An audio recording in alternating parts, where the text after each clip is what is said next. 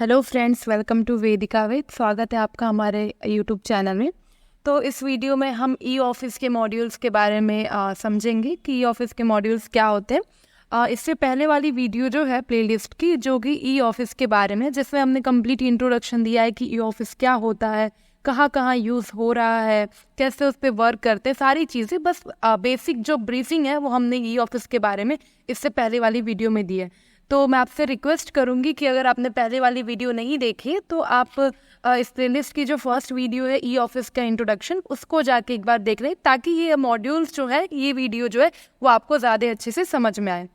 तो इस वीडियो में हम ई ऑफिस के मॉड्यूल्स के बारे में बात करेंगे। बेसिक हम नॉलेज देंगे कि ई ऑफिस जो है उसके कितने मॉड्यूल्स होते हैं, क्या क्या वर्क होता है उसके थ्रू, एंड कैसे उस पर वर्क करते हैं। सिर्फ बेसिक इंट्रोडक्शन देंगे। इसके बाद आगे जो आने वाली वीडियोस है उसमें हम उनको पूरा कंप्लीटली प्रैक्टिकल करके बताएंगे, बट अभी के लिए सिर्फ हम इसको इंट्रोड्यूस करेंगे कि कैसे इस पर वर्क करते हैं, क्या क्या चीज़ें थे, इनका कॉन्सेप्ट क्या है, ये समझना है हमें। तो चलते हैं हम अपने कंप्यूटर स्क्रीन पे बेटर अंडरस्टैंडिंग के लिए, ताकि हमें चीज़ें अच्छे से समझ में आए।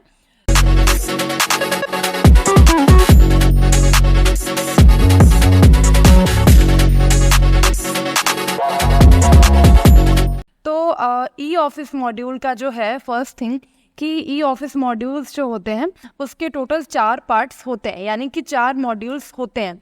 अब मैं उन मॉड्यूल्स के बारे में आपको बता दे रही हूँ।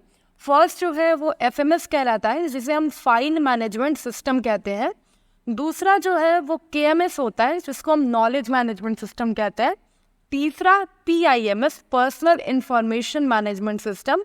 एंड चौथा जो है जिसको हम कहते हैं ई फाइल एमआईएस रिपोर्ट, यानी e file management information system report. Basically इसको ई फाइल एमआईएस रिपोर्ट ही कहते हैं। तो ये चीज़ है। तो अब हम चारों के बारे में आपको थोड़ी थोड़ी सी जानकारी देते हैं, ताकि आपको एक बेसिक नॉलेज हो जाए कि चारों हैं क्या, कैसे वर्क करते हैं। ठीक है, बाकी प्रैक्टिकल तो हम आगे की वीडियो सीरीज में आपको करके ही शो करेंगे, बट इस वीडियो में हम सिर्फ आपको कॉन्सेप्ट बताएंगे कि कैसे होता है। तो सबसे पहले हम जाएंगे एफएमएस पे, फाइल मैनेजमेंट सिस्टम के बारे में चेक करेंगे कि फाइल मैनेजमेंट सिस्टम क्या होता है। तो फाइल मैनेजमेंट सिस्टम बताने से पहले मैं आपको एक अपना ई ऑफिस का जो है ना, वो मैं आपको होम पेज दिखा देती हूँ। तो जैसे आप ई ऑफिस पे जाएंगे, लॉगिन करेंगे, पोर्टल कैसे लॉगिन करना है, क्या चीज़ें हम आगे आपको बताएंगे, बट अभी हम सिर्फ आपको एक स्क्रीन दिखा रहे हैं जिसके थ्रू आपको पता चल जाए कि ई ऑफिस की जो फ्रंट पेज है, होम पेज है, डैशबोर्ड, वो कैसा दिखता है। तो ऐसा ही वो होम पेज जो है वो दिखता है। ठीक है, तो यहाँ पे आप देख पा रहे होंगे लेफ्ट साइड स्क्रीन पे, आप कर्सर पे ध्यान दीजिएगा, ई फाइल का ऑप्शन है। तो ये जो ई फाइल है ना, इसी के थ्रू सारे एफएमएस जो है, जो फाइल मैनेजमेंट सिस्टम, इसका वर्क हो रहा होता है। और एफएमएस के थ्रू ही हम आपको, मतलब एफएमएस ही अभी हम बताने वाले हैं आपको, तो इस वजह से ई फाइल के थ्रू ही हम एफएमएस की सारी चीज़ें हम चेक करेंगे। ठीक है, तो हम चलते हैं जो एफएमएस है, यानी कि ई फाइल जो है, इसके बारे में हम समझते हैं।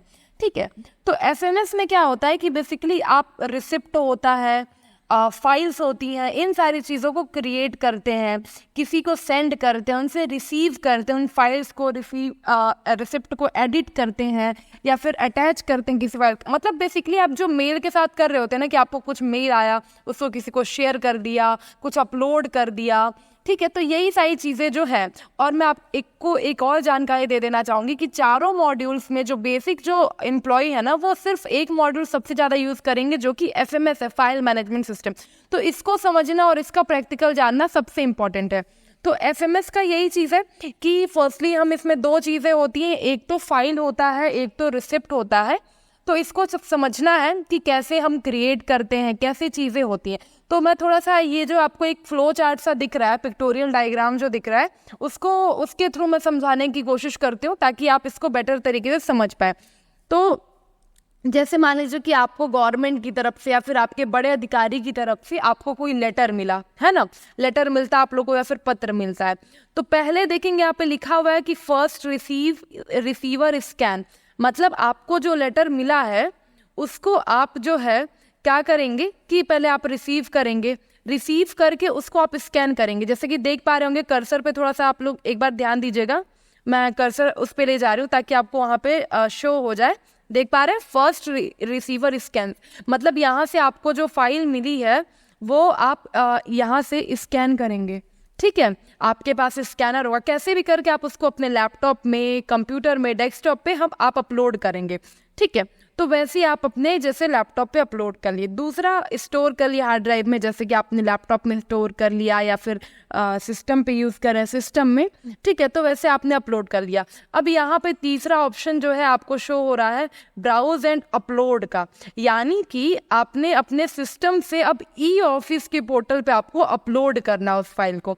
तो ये जो ऑप्शन है ब्राउज एंड अपलोड का, इसके थ्रू आप फाइल को स्कैन करके अपलोड करेंगे ई ऑफिस की पोर्टल पे, उस सॉफ्टवेयर पे।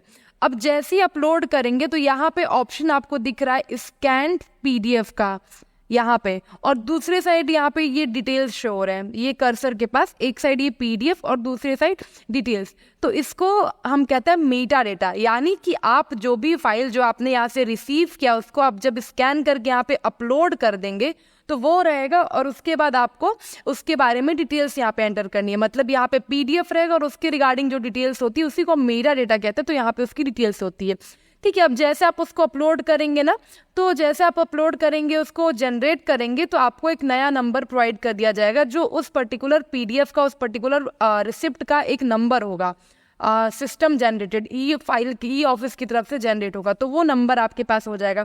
अब आप उसके साथ अब आपको ये देखना है कि आपने वो जो फाइल स्कैन करी है, अपलोड करी, वो किस पर्पज से करी है।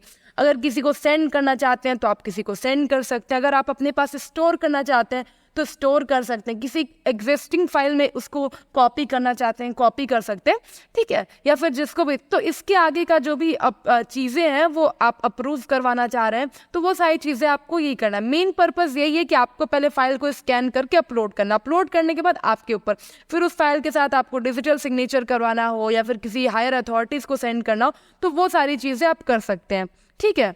तो ये चीज़ें थी हमारी एफएमएस के अंदर, फाइल मैनेजमेंट सिस्टम के अंदर। तो इसको हम बारी बारी करके नेक्स्ट वीडियोस में देखते जाएंगे कि हम कैसे प्रैक्टिकल करके इस चीज़ को देखेंगे। अब हमारा जो नेक्स्ट चीज़ है कि जैसे अभी यहाँ पे एक चीज़ आया था स्कैन्ड का और एक मेटा डेटा का, तो यही है जब आप अपलोड कर लेंगे ना तो ये देखिए एक साइड ये पीडीएफ रहेगी और एक साइड उसका मेटा डेटा रहेगा, तो ऐसी आपकी फाइल्स अपलोड होंगी।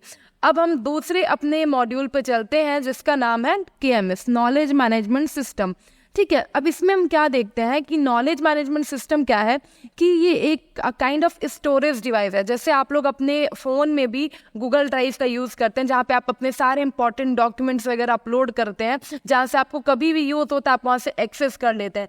तो इस टाइप की सारी चीज़ें जो है, तो इस तरह की जो भी चीज़ें हैं वो नॉलेज मैनेजमेंट सिस्टम के थ्रू हम करेंगे। तो अभी मैं सिर्फ बेसिक इन्फॉर्मेशन दे रही हूँ, तो अभी के लिए इतना ही कि जैसे एक गूगल ड्राइव है उसी की तरह आप इसको यूज़ करेंगे कि यहाँ पे मल्टीपल कागजात जो है, पत्र है, जो भी होते हैं, गाइडलाइंस होती हैं वो अपलोडेड रहेंगी, आप यहाँ से उसको डाउनलोड कर सकते हैं। ओके, तो नेक्स्ट हमारा जो मॉड्यूल है वो है personal information management system, PIMS।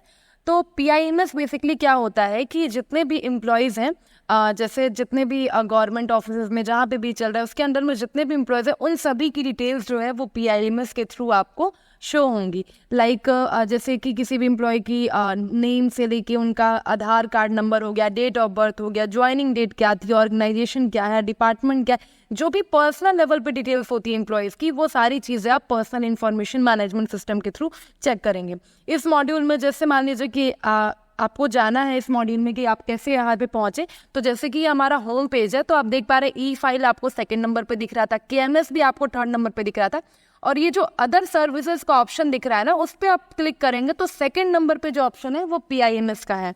And PIMS में जाएंगे, ठीक है। अब यहाँ से हम देखेंगे कि PIMS पे आप वर्क कैसे करते हैं। तो जैसे आप PIMS पे जाएंगे तो अगर आपको मान लीजिए कि किसी एम्प्लॉय की डिटेल्स को सर्च करना है, कि किसी एम्प्लॉयज़ को आप देख रहे हैं कि उनकी डिटेल्स क्या है या फिर कोई भी इन्फॉर्मेशन लेना, तो पहला ऑप्शन आपको सर्च एम्प्लॉय का दिख रहा होगा। आप सर्च एम्प्लॉय पे क्लिक करेंगे तो यही वाला विंडो आपको शो होगा जो अभी स्क्रीन पे दिख रहा है। अब यहाँ पे आप उनका ऑर्गेनाइजेशन क्या है, ठीक है, सर्विसेज क्या है, उनका जो भी IDs वगैरह है, जो भी डिटेल्स यहाँ पे मांगे, अगर आप उनको मेंशन करके सर्च पे क्लिक करेंगे तो उन एम्प्लॉय जो है उनकी डिटेल आ जाएंगी। एंड अगर आप ऐसा भी होता है कि आपके ऑर्गेनाइजेशन में नए एम्प्लॉयज़ भी जुड़ रहे हैं तो उनकी भी IDs क्रिएट करनी होंगी, तो क्रिएट न्यू एम्प्लॉय का ऑप्शन आपको सेकंड नंबर पे दिख रहा होगा। जब आप उस पर क्लिक करते हैं तो ऐसा एक विंडो ओपन हो जाता है जिसमें आप अब एम्प्लॉय का सारे डिटेल्स एंटर करके अब क्रिएट करेंगे उनकी ID, लाइक उनका प्राइमरी ऑर्गेनाइजेशन क्या है, उनका नेम क्या है, आधार कार्ड नंबर से बहुत सारी डिटेल्स है जो यहाँ पे मांगा जाएगा, तो उसको आपको फिलअप करके एंड देन आप नए एम्प्लॉय को क्रिएट कर सकते हैं। तो इससे क्या होगा कि जितने भी आपके एम्प्लॉयज़ हैं उनकी डिटेल्स हम PIMS के थ्रू ही यहाँ पे देख पाएंगे। तो यही चीज़ है PIMS पे। बेसिकली ये सिर्फ आपके नॉलेज के लिए है कि जो भी वर्क आप करेंगे, ठीक है, सारे एम्प्लॉयज़ के जो डिटेल्स हैं वो यहाँ पे अवेलेबल रहेंगे। तो कभी कुछ ऐसा होता है इन फ्यूचर कि आपसे आपके अंडर में 10 लोग काम करें, अगर उन 10 लोग की डिटेल्स मांगी जा रही है तो आप यहाँ से एक्सेस कर सकते हैं। अगर आपको उसकी अथॉरिटी है तो आप यहाँ से करके दिखा सकते हैं। अब चलते अपने नेक्स्ट मॉड्यूल पे, जो कि है हमारा E-फाइल MIS रिपोर्ट। ठीक है, तो ये जो मॉड्यूल है ये काफ़ी सिंपल है। इसमें क्या करना है कि जैसे मान लीजिए कि आप किसी प्रोजेक्ट पे वर्क कर रहे हैं, ठीक है, अब उस प्रोजेक्ट पे जो आप वर्क कर रहे हैं, अब कोई आपकी हायर अथॉरिटी आती है एंड कहती है आपसे कि ये प्रीवियस 10 दिन में आपने इस पर क्या क्या काम किया, आपके कितने एम्प्लॉय ने इस पर क्या क्या वर्क किया, वेदर वो फाइल क्रिएट हुई, किसको सेंड की गई, मतलब वो जो भी काम हो सकता है।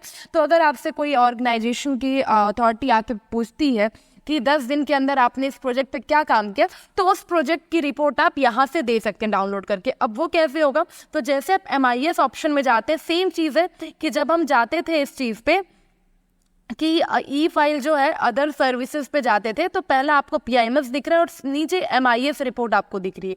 तो यही MIS रिपोर्ट के थ्रू ही हम जाएंगे। यहाँ पे देखिए आपको from date and to date, मतलब अगर आज से और 10 दिन बाद तक की डिटेल्स चाहिए तो वो सारी चीज़ें आप यहाँ पे मेंशन करके कौन कौन से डिपार्टमेंट की चीज़ें वो डिटेल्स आप यहाँ से डाउनलोड कर सकते हो। तो ये सिर्फ एक बेसिक आइडिया के लिए है कि जैसे आपसे कोई 1 महीने का, 10 दिन का, 2 महीने का ऐसे कोई रिपोर्ट मांग लेता है किसी पर्टिकुलर प्रोजेक्ट का, तो आपको कोई प्रॉब्लम नहीं हो, या आपको किसी फाइल में नहीं सर्च करना, आप MIS रिपोर्ट किसी को कहते हैं, यहीं से आप डाउनलोड करके दे सकते हैं। तो ये जो है हमारा बेसिक जो है चारों मॉड्यूल के रिगार्डिंग इन्फॉर्मेशन है। ठीक है, जहाँ पे मैंने आपको बेसिक आइडिया दे दी कि क्या मॉड्यूल कैसे वर्क करते हैं, उन पे क्या क्या वर्क किया जाता है। तो ये चीज़ है। आई होप कि मैंने इस वीडियो में आपको जो भी बताए हैं मॉड्यूल्स के बारे में, आपको वो सारी ही चीज़ें प्रॉपरली समझ में आई होगी। ओके, ठीक है, वीडियो में कहीं डाउट है तो कमेंट कीजिएगा, हम उसका रिस्पॉन्स करेंगे। बाकी वीडियो को लाइक करें, शेयर करें एंड सब्सक्राइब ज़रूर कीजिएगा। Thank you so much.